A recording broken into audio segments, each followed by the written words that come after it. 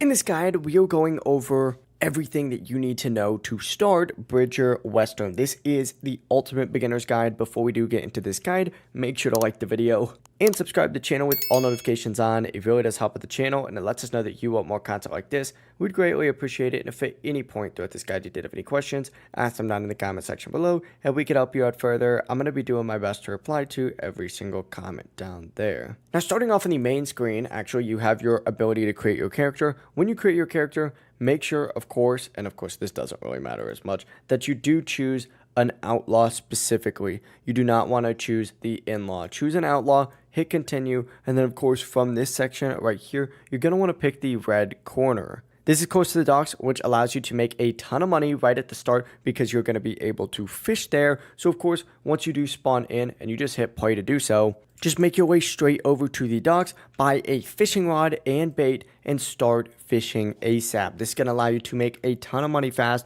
If you are just like looking at the water, for example, you're going to see like small little bubbles appear when you're fishing.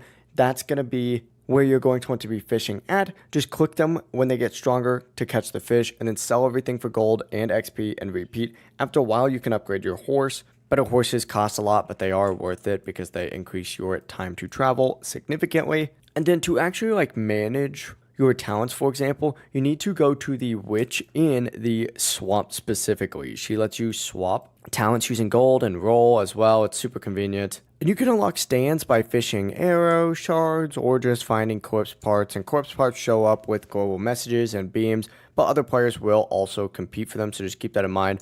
Also, I will say, avoid combat logging. It's going to make you age faster. You don't want that. But that really is the entire process and ultimate beginner's guide for Bridger Western. If you guys did have any questions, just ask them down in the comment section below, and we could help you out further. I'm going to be doing my best to reply to every single comment down there. Before you do leave this guide, though, make sure to like the video and subscribe to the channel with all notifications on. It really does help us out. It lets us know that you want more content like this. We'd greatly appreciate it. Have a great rest of your day, though. Peace.